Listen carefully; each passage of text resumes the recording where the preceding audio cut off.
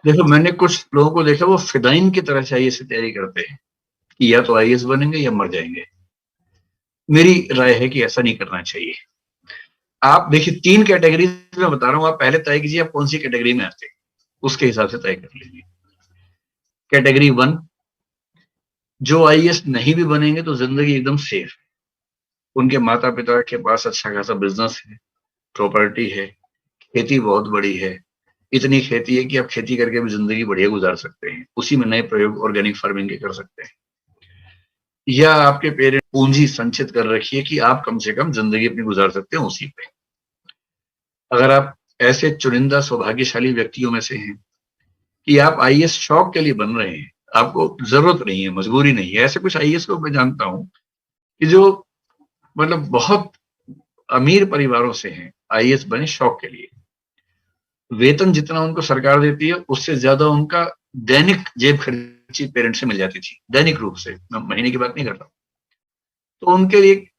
Second option क्यों रखना चाहिए? आईएएस की ट्राई कर रहे हैं, नहीं बन पाएंगे तो फैक्ट्री दुकानें वो सब तो है ही, उसमें क्या दिक्कत? तो सरल भाषा में, यदि आपके पास कोई ऐसा ऑप्शन रेडीमेड है कि बापूजी ने या मम्मी जी ने कहा है कि बेटा या बेटी तैयारी कर, नहीं तो हमारे पास इतना है भगवान का दिया हुआ कि जिंदगी भर दिक्कत नहीं आएगी,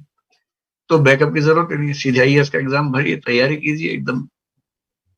पूरी ताकत से, तो नहीं होगा तो नहीं होगा। सेकंड, अगर आप एक्सीलेंट कैटेगरी के व्यक्ति हैं, पढ़ने में शानदार है, बचपन में थे नहीं थे, अभी पढ़ने में शानदार है, ग्रेजुएशन में या +2 में आप पढ़ रहे हैं, आप हर विषय में आपके अच्छे नंबर आते हैं, आप टॉपर हैं हर विषय में, और न केवल पढ़ने में, समझने में, मैथ्स में भी अच्छे हैं, लिटरेचर में भी अच्छे हैं, आंसर लिखते हैं तो परीक्षक फोटोकॉपी करवा लेते हैं, इतना अच्छा आंसर फिर मिले ना मिले कभी, ऐसा लिखते हैं, हर जगह तारीफ होती है, मंच पे जाते हैं बढ़िया बोलते हैं, डिबेटर भी अच्छे हैं, मोनो एक्टिंग भी कर लेते हैं, मतलब धांसू टाइप के इंसान है। अगर आप, हर जगह बढ़िया है, भाषा भी आपकी दोनों ठीक है, मतलब एक भाषा तो बहुत अच्छी है, दूसरी भी ठीक ठाक है, तो मेरा ख्याल है कि आप बिना बैकअप के भी काम चला सकते हैं। मैं क्यों ये कह रहा हूं, आप आईएएस की तैयारी जम के करेंगे तो मेरा ख्याल है 1 नहीं 2 अटेम्प्ट में, 3 अटेम्प्ट में आईएएस आईपीएस कुछ ना कुछ हो ही जाएंगे। ईश्वर ना करे नहीं हो पाए तो पीसीएस में किसी अच्छे रैंक पे आ जाएंगे, एसडीएम बन गए, डीवाईएसपी बन गए, वो भी एक बहुत बढ़िया जॉब होती है। मान लीजिए कि दुर्भाग्य बहुत ही ज्यादा है, ना आईएएस बने ना पीसीएस बने, तो मैं आपको एक बात और बता रहा हूं, आईएएस की ठीक से तैयारी करने वाला व्यक्ति जो पढ़ने लिखने बोलने में ठीक है,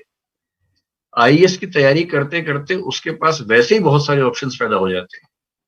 जैसे सीएपीएफ उसका आराम से हो जाता है, जैसे प्रोविडेंट फंड कमिश्नर का एग्जाम उसका आराम से निकल सकता है, जैसे एकेडमिक्स में जाने का मन करे बाद में, या मीडिया में जाने का मन करे, मीडिया तो ऐसे लोगों के लिए मतलब भूखा है कि आईएएस की ठीक से तैयारी करने वाले व्यक्ति उनको मिल जाए काम करने के लिए, इतनी वैल्यू है आईएएस वालों की दुनिया में। अगर आप किसी मीडिया चैनल में जाएं, अच्छी तैयारी की, अच्छा बोलते हैं, अच्छा लिखते हैं, तो वेब मीडिया में या इलेक्ट्रॉनिक मीडिया में या प्रिंट मीडिया में डिग्री करने वालों कोई नहीं पूछता है जितना पूछेंगे आपको, क्योंकि आपका पढ़ाई और समझ का लेवल वैसा होता है। किसी अच्छी मैगजीन में, किसी अच्छे पब्लिकेशन में आपको बहुत शानदार काम मिल सकता है, बहुत कम समय में आप आगे बढ़ सकते हैं, तो बहुत दिक्कत नहीं है। यदि आप तीसरी कैटेगरी में हैं कि न तो आपके पास पुश्तैनी कुछ ऐसा साधन पहले से है, पेरेंट्स नौकरी करते हैं, रिटायर हो जाएंगे तो उसके बाद दिक्कत आने वाली है, या पेंशन भी नहीं मिलने वाली है, और साथ में आप इतने धांसू भी नहीं रहे पढ़ाई लिखाई में, हर चीज में, कि आपको हर जगह एक्स्ट्रा ऑर्डिनरी माना जाता हो, आप कमाल कर ही देंगे ये भरोसा सबको है आप पे, तो मेरा ख्याल है कि एक बैकअप ऑप्शन लेके चलना ठीक है। बहुत खतरा उठाना, है ना, कफन सिर पे बांध के चलने का मतलब है नहीं। बैकअप का मतलब ये है कि आप जिस विषय की पढ़ाई कर रहे हैं यूपीएससी में, उसमें साथ में एमए कर लीजिए, एमएससी कर लीजिए, हो सके तो बीएड जैसी डिग्री कर लीजिए, हो सके तो एलएलबी कर लीजिए, कुछ ऐसी प्रोफेशनल डिग्री ले लीजिए कि जरूरत पड़ने पर बाद में उस रास्ते पर बढ़ सके।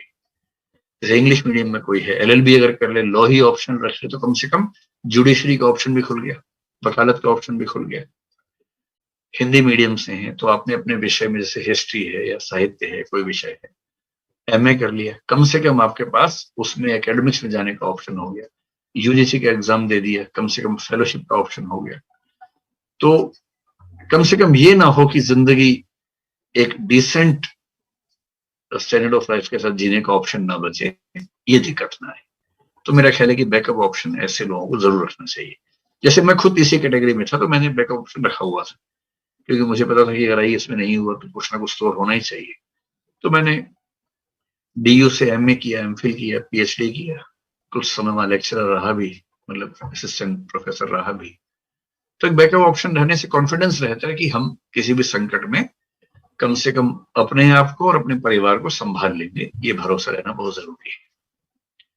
वरना आधी ऊर्जा तो इस तनाव में निकल जाती है कि नहीं हुआ तो क्या होगा। उस तनाव से बचने के लिए बैकअप लेके चलेंगे तो अच्छा है।